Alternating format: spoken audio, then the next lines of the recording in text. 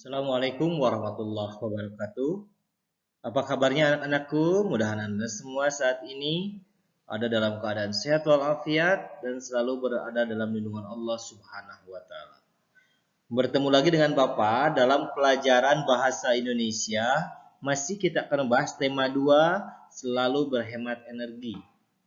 Tujuan pembelajarannya yaitu melaporkan wawancara menggunakan kata baku dan kalimat efektif. Penggunaan kata baku dan tidak baku. Kata baku adalah kata yang cara pengucapan dan penulisannya sesuai dengan kaidah-kaidah standar atau kaidah yang telah dibakukan.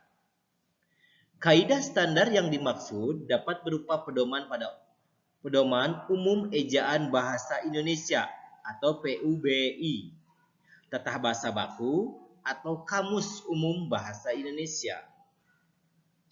Kata tidak baku.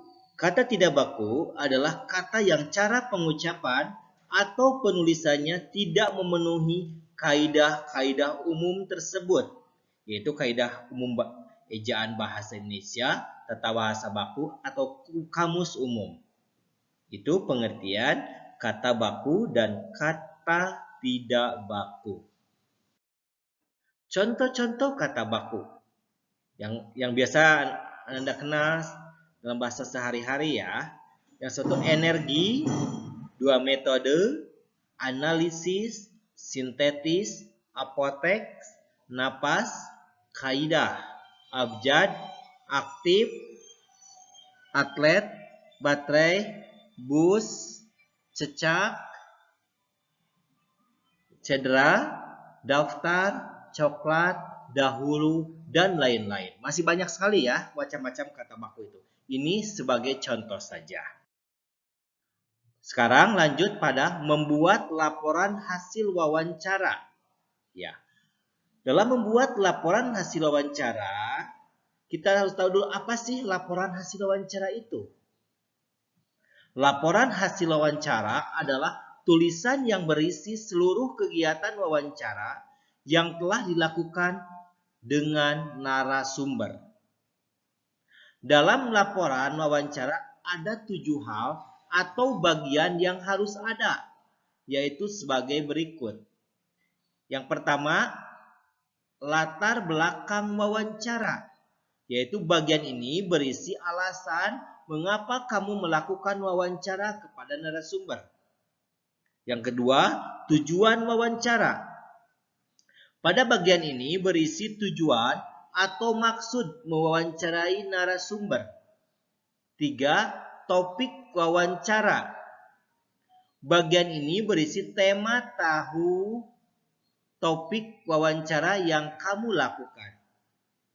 Yang keempat, waktu dan tempat wawancara. Bagian ini berisi waktu atau hari, tanggal, jam, dan lokasi saat melakukan wawancara. Yang kelima, nama pewawancara. Di bagian ini kamu menuliskan nama pewawancara dan narasumber secara lengkap. Yang keenam, hasil wawancara. Pada bagian ini berisi seluruh informasi yang kamu dapat dari narasumber selama wawancara. Yang terakhir, kesimpulan wawancara. Pada bagian ini, kamu menuliskan kesimpulan berupa garis besar atau pokok dari hasil wawancaramu dengan narasumber. Itu hal-hal yang harus ada pada laporan hasil wawancara. Selanjutnya, Anda lihat contoh laporan hasil wawancara. Ya, ini kita lihat latar belakangnya. Ini contohnya ya, contoh laporan hasil wawancara. Anda dapat lihat ada berapa bagian ini ya. Ada 7 bagian. Ada latar belakang, tujuan, topik wawancara, waktu dan tempat wawancara, nama pewawancara dan narasumber, dan hasil wawancara. Yang ketujuh adalah kesimpulan. Ini adalah contoh laporan hasil wawancara ya. Anda dapat lihat di buku besarnya ya, sambil dipelajari tentang laporan hasil wawancara. Demikian mungkin untuk pembelajaran kali ini. Mudah-mudahan ada manfaatnya. Bapak tutup dengan Wassalamualaikum warahmatullahi wabarakatuh.